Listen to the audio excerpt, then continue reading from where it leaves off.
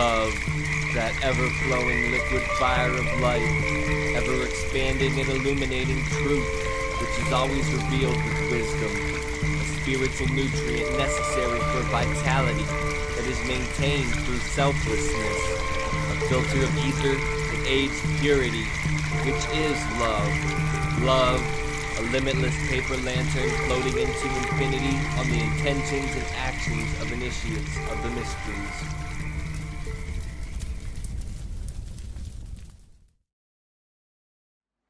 Welcome, fellow Phoenixes. I'm Ross Cessna, and together we are the Spiritual Phoenix.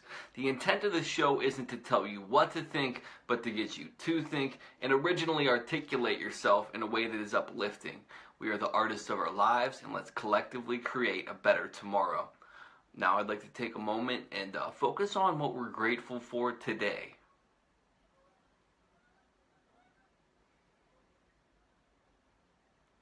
Today, I'm grateful that the weather is getting nice here in Ohio.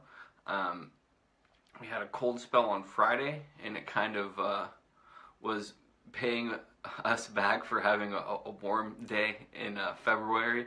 And today, it's supposed to be in the high of the 70s. I'm going to play disc golf after this. I'm really looking forward to that. And now I'd like to get into a couple quotes for today. The highest possible stage in moral culture is when we recognize that we ought to control our thoughts. And that was said by Charles Darwin. The next quote is, the first principle of modern cultures may be their connectedness. Culture is like wind, and wind knows no boundary or center. Once there is a center, wind becomes a whirlwind. And today, that was said by Mu Zin.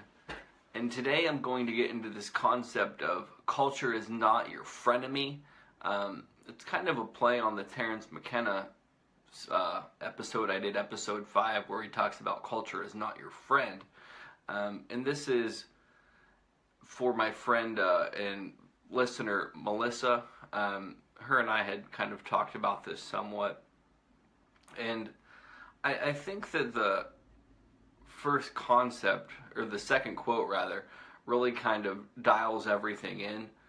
Culture is like wind, and wind knows no boundary or center. Once there is a center, wind becomes a whirlwind. And when people start identifying and saying culture is the enemy, culture is this, culture is that, they really start to centralize this point, and it can become whatever you want. Culture is like a Rorschach.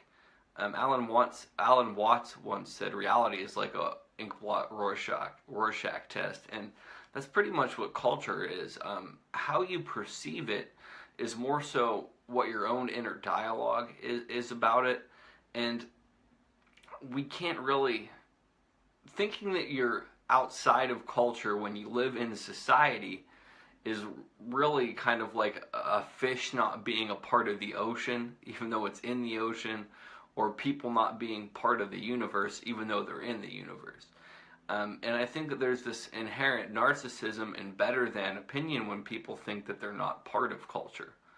Culture really is a canvas, and it goes back to that the hand drawing the hand that's drawing the hand. So you can either be the canvas that culture is drawing on, and it does regardless, or you can be drawing on the canvas of culture. A lot of people just kind of assume that culture blindly imprints these things upon us, but then they remove their own participation or lack of participation in these circumstances that culture is creating around them. And it's not to say that we can control every element of culture, because we can't. But removing ourselves from it and thinking that we're not a part of culture really doesn't do us any good either. Culture has a lot of benefits. A lot of the things that we take for granted now are elements of culture. Culture has a lot of negative traits. Don't get me wrong, I'm not like this huge culture fanatic now. Woo, culture! No, it's culture, like anything else, has pros and cons, but as a species, culture is inherently important in us developing and furthering ourselves. Without culture, we couldn't have society, and without society, we'd likely be a lot more primal, primitive, and brutal than we are now. Granted, some elements or some things that people are focusing on in culture are kind of creating those attitudes and actions now, but it's not culture as a whole, it's the individuals. When I was younger, I fell into this concept of being part of the counterculture. Counterculture is still culture, and it's kind of a foolish concept to assume that you can counterculture by acting differently. And now the thing that I've noticed too is counterculture in lots of ways is potentially even more nefarious than standard culture because of the ideology that it imposes upon people or that people consciously pursue. That would be the case in myself, thinking that I was rebelling against culture and society by taking mood and mind altering substances. Oh, what a rebel I was.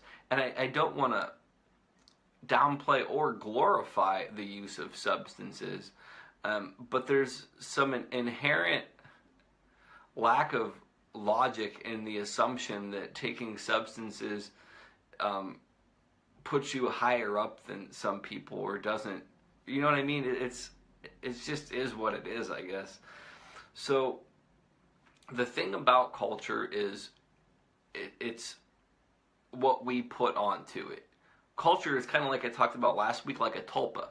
So we create this huge, all-encompassing tulpa, and it minimizes the nuances of the positive elements of it, the negative of it. Culture cannot be inherently a friend or an enemy. It just is, and at times it can be friendly, and at times it can be somewhat of an asshole, just like people can be. Nobody is perfect. Culture is composed of individuals that form groups which form culture.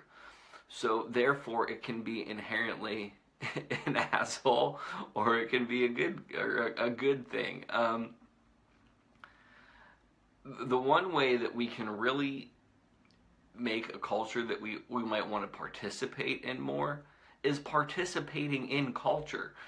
Going and living off in a commune, it's don't get me wrong, it's something that I'd like to do at some point in my life. Maybe not necessarily commune, but remove myself from a larger portion of society, not because society is a certain way, but because there's tranquility in there. But when you try to remove yourself completely from culture, you're doing yourself a disservice, and you're doing a disservice to culture, because collectively we can change this. We can change culture with art. We can change people by participating, by developing the culture that we want to see. The issue in the world, in my perspective, or the issue with culture, is the people that are willing to put themselves out there and create culture for a long portion of history, or for at least from 80s, 90s, or whatever. A lot of them don't have the best intentions, and they're money driven, and they'll sell out their morality and their conscience for a paycheck. We need people that are willing to put themselves out there, and maybe they want to earn some money, but they'll still keep their moral compass and their principles intact. Participate in culture, put yourself out there, create a culture around the things that you value, that matter to you, and see what impact that has. Other people are already doing it. Participate in that and make those subcultures grow. I mean, the green movement, that's part of the culture.